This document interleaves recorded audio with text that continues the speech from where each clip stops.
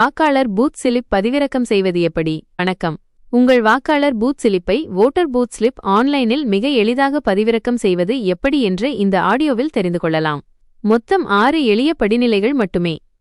படி 1. இணையதளம். முதலில் உங்கள் மொபைல் அல்லது கணினியில் பிரவுசரை திறந்து இந்திய தேர்தல் ஆணையத்தின் அதிகாரப்பூர்வ இணையதளமான voters.ac.gov.in இணைப்பு என்ற முகவரிக்குச் செல்லுங்கள்.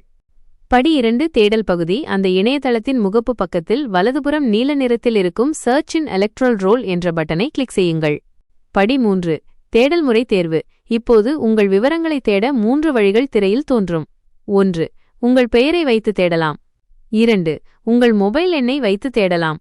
3. அல்லது மிக எளிதான வழியாக உங்கள் வாக்காளர் அடையாள அட்டை எண்ணை இபிக் நம்பர் வைத்து தேடலாம்.